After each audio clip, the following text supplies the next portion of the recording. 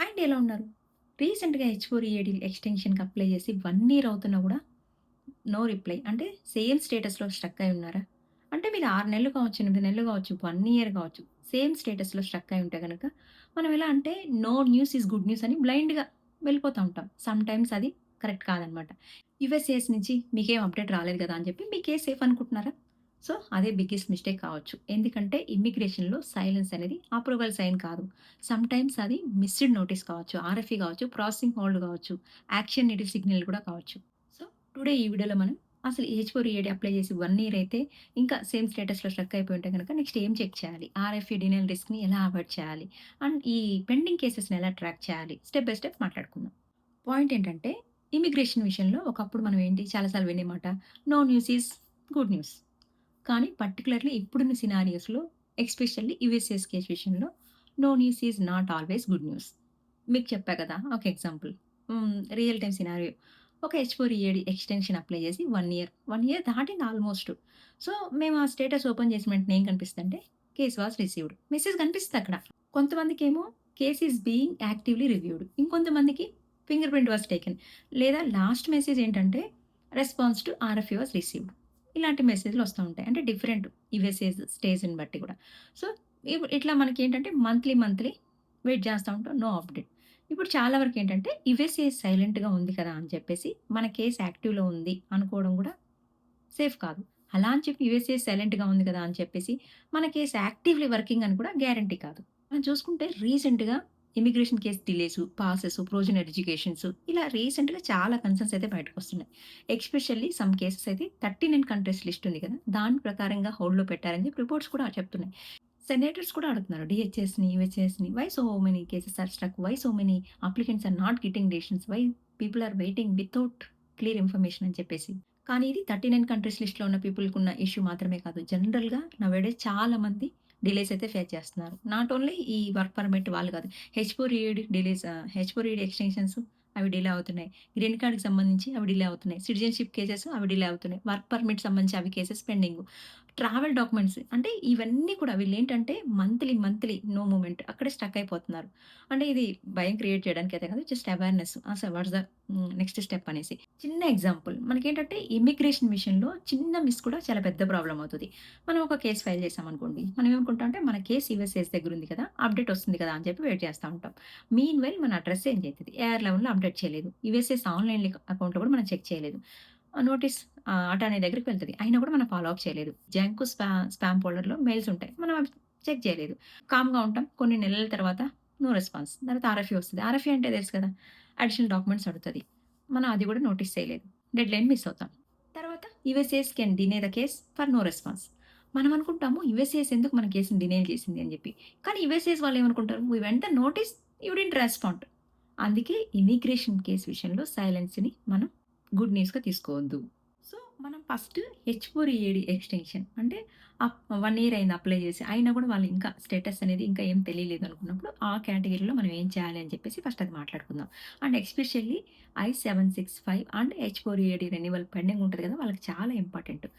యూఎస్ఏఎస్ rules ప్రకారము October 30, 2025కి ముందు టైమ్‌లీగా ఫైల్ చేసిన రెన్యువల్స్‌కి ఆటోమేటిక్ ఎక్స్‌టెన్షన్ ఎలిజిబిలిటీ ఉండొచ్చు అని చెప్పేసి. So, me expiry date, me filing date, I-94 and category ఆధారంగా మీరు వర్క్ చేయొచ్చా లేదా అని చెప్పేసి అటార్నీని కానీ, ఎంప్లాయీ హెచ్ఆర్‌ని గాని కనుక్కొని మీరు నెక్స్ట్ స్టెప్ తీసుకోవచ్చు. అండ్ ఎవరైతే అక్టోబర్ 30, 2025 తర్వాత ఫైల్ చేసుంటారు కదా! వాళ్ళకి ఈ ఆటోమేటిక్ ఎక్స్‌టెన్షన్ ఆ రూల్ అనేది అప్లికబుల్ కాదు అని చెప్పేసి. మనకి రిసిప్ట్ నోటీస్ ఉంది కదా! ఆటోమేటిక్ ఎక్స్‌టెన్షన్ వర్కౌట్ ఉంది కదా! నేను వర్క్ చేసుకుంటా అంటే అది బ్లైండ్‌లీ వర్కౌట్ అవ్వదు అని చెప్పేసి. For example H four EAD extension apply చేసి 1 ఇయర్ అవుతుంది. Still no response. మనం ఏమనుకుంటాం అంటే మనం కేస్ ఫైల్ చేసాం కదా! మన కేస్ అనేది యూఎస్ఏఎస్ దగ్గర ఉంది కదా! అప్డేట్ వస్తది కదా! అని చెప్పి స్టిల్ వెయిట్ చేస్తా ఉంటాం. బట్ ఇంకా వెయిట్ చేయడం అనేది గుడ్ అని చెప్పను. At the same time risky అని కూడా చెప్పను. మనం కొన్ని రూల్స్ అయితే ఫాలో అవ్వాలి. పర్టిక్యులర్‌గా హెచ్4ఈఏడీ అంటే ఏంటి? Work authorisation. దానివల్ల ఏంటంటే job delays, employer verification, family financial ఇవన్నీ ఇంపాక్ట్ అవ్వచ్చు. సో, మనం ఫస్టు హెచ్4ఈఏడీ ఎక్స్‌టెన్షన్ అప్లై చేసేటప్పుడు మనం ఫైల్ చేస్తాం కదా! అసలు ఎప్పుడు ఫైల్ చేసాం? ఆ డేట్ ఏంటి? అండ్ కరెంట్ ఈఏడీ ఎక్స్‌పైరీ ఏంటి? I-94 వ్యాలిడిటీ ఏంటి? మనము ఇప్పుడు ఇది నోటీస్ ఉంటది కదా! మనకి రిసిప్ట్ నోటీసెస్ కదా!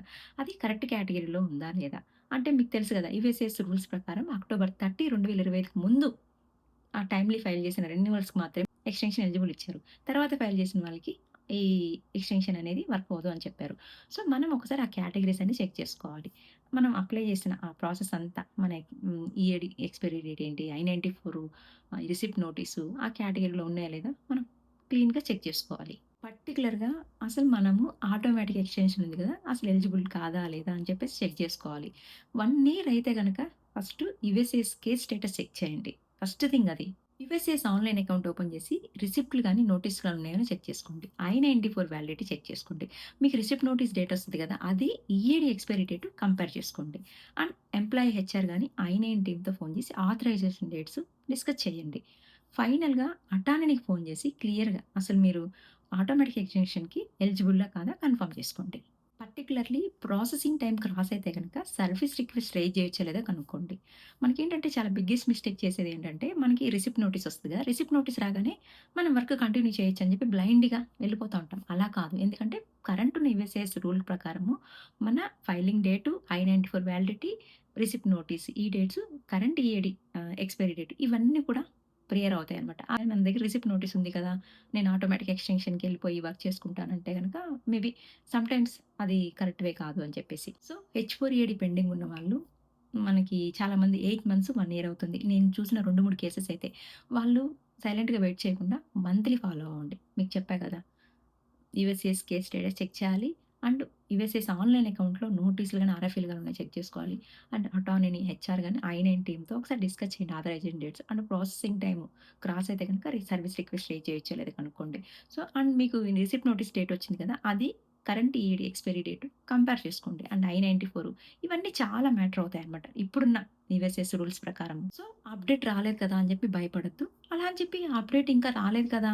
అని చెప్పి ఇగ్నోర్ చేసేంత చిన్న విషయం కూడా కాదనమాట ఇది. కొంచెం మనం చెక్ చేసుకోవాలి. అటార్నీని, ఎంప్లాయీ హెచ్ఆర్ వీళ్ళతో కూడా మనం కొంచెం కనుక్కోవాలి. ఎందుకంటే వాళ్ళ ఆహ్, కన్ఫర్మేషన్ కూడా చాలా ఇంపార్టెంట్ ఒకసారి. ప్రతిదీ అంటే మీకు తెలియపోయినా కూడా మీ ఆటోమేటిక్ ఎక్స్‌టెన్షన్ ఎలిజిబుల్లా లేదా అని చెప్పేసి కన్ఫర్మ్ చేసుకోవాలన్నా కూడా అటార్నీని అడగాల్సిందే.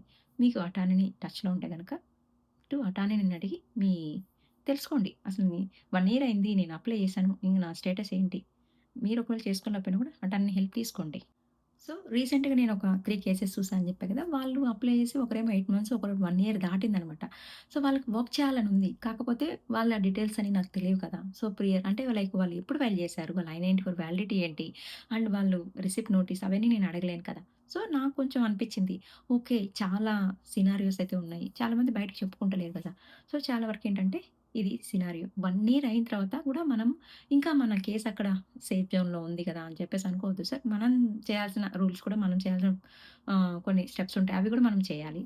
సో, ఎవరి హెల్ప్ అయినా తీసుకొని మనం దాన్ని గెటిన్ అవ్వాలి. మనకి అసలు అట్‌లీస్ట్ వర్క్ ఎలిజిబుల్ ఉందా లేదా కనుక్కుంటే కనీసం వర్క్ అయినా చేసుకోవచ్చు కదా! దానివల్ల చాలా, చాలా సాల్వ్ అవుతాయన్నమాట. లైక్ ఫ్యామిలీ ఫైనాన్షియల్ ప్రాబ్లమ్స్ కానీ, జాబు, పేరోల్స్ ఇవన్నీ కూడా మనం ప్రాపర్‌గా మెయింటైన్ చేసుకోవచ్చు. సో, మనకేంటంటే ఆ స్టేటస్ అలా పెండింగ్‌లో ఉండడం వల్ల నెక్స్ట్ స్టెప్ కూడా తీసుకోలేమన్నమాట. సో, అది. మీకెవరైనా తెలిసినుంటే వాళ్ళ హెల్ప్ తీసుకొని నెక్స్ట్ స్టెప్ వేయండి. వీడియో ఎవరికైనా నచ్చితే గనుక లైక్ చేయండి. ఎవరికైనా యూజ్ అవుద్దనుకుంటే షేర్ చేయండి.